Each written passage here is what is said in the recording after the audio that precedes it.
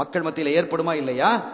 அந்த குடும்பத்தை பற்றி, அஹ்லு பைத்துகளை பற்றி, ரசூல் ஸல்லல்லாஹு அலைஹி வஸல்லம் உடைய தங்க குடும்பத்தை பற்றி தகாத எண்ணங்கள் இதயத்திலே யார் விதைத்தார்களோ அவர்களாம் ஆகிரத்தில் சிக்கிக்கிடுவாங்க.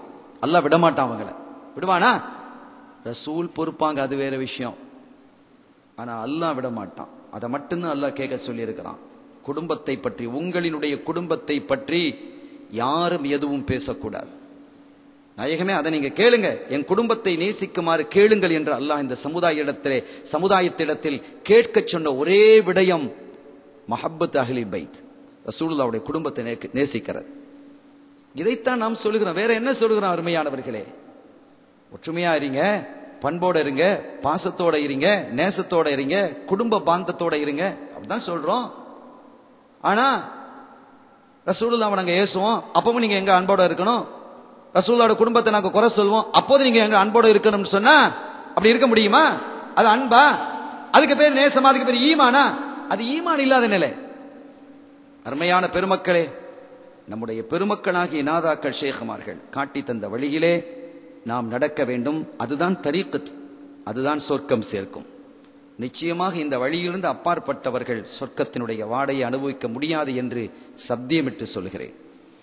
ஆகவே அதை உணர்ந்து இந்த சஹாபியத்து பெருமக்கள், பெண்மக்கள் எவ்வளவு அற்புதமான வாழ்க்கை, என்ன தியாகங்கள், எவ்வளவு அர்ப்பணிப்புகள் அவர்களுடைய வாழ்க்கையிலே நடந்திருக்கிறது என்பதை உணர்ந்து, அதுபோன்று அவர்களை போன்று எங்களால் செய்ய முடியாது.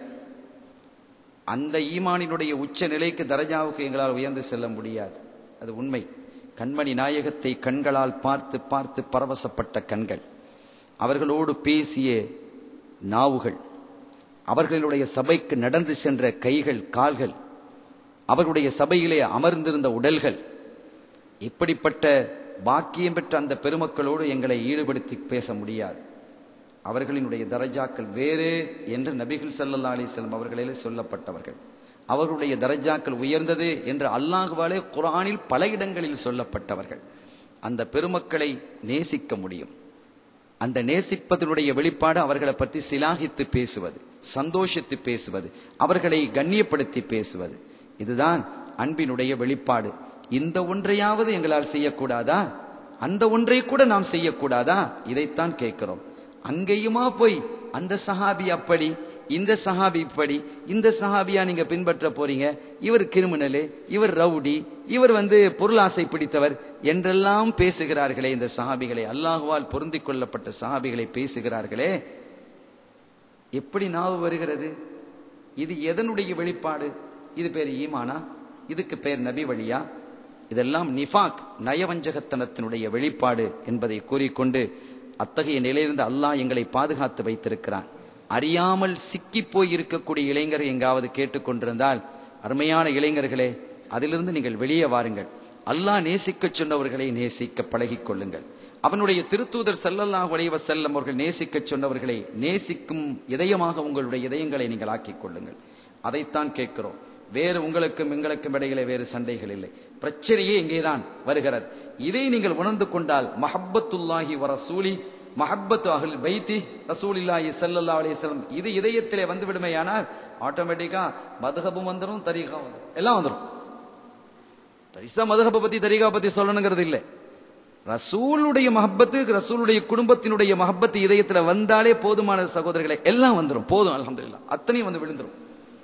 அதுதான் அடிப்படை என கூறிக்கொண்டு, அத்தகைய அல்லாஹுவையும் அவனுடைய திருத்தூதர் கண்மணியா முஹம்மது முஸ்தபா ஸல்லல்லாஹு அலைஹி வஸல்லம் அவர்களையும் அவர்களுடைய குடும்பத்தார்களையும் இதயபூர்வமாக நேசிக்கக்கூடிய மக்களாக அல்லாஹ் என்னையும் உங்களையும் நம்மை சார்ந்தவர்களையும் ஆக்கி வைத்து, இந்த மண், இந்த சீனன் கோட்டை கடந்த காலங்களிலே ஷாதுலியா தரீக்காவினுடைய கோட்டையாக, தரீக்கத்தினுடைய இதயமாக இது எப்படி அமைந்திருந்ததோ அப்படி மீண்டும் அமைவதற்கு إلا الله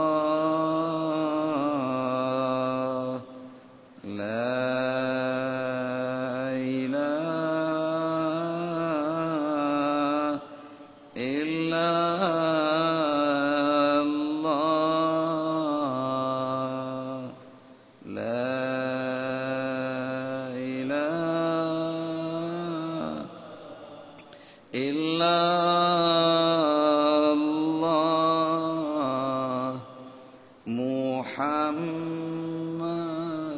ரசூலுல்லாஹ்.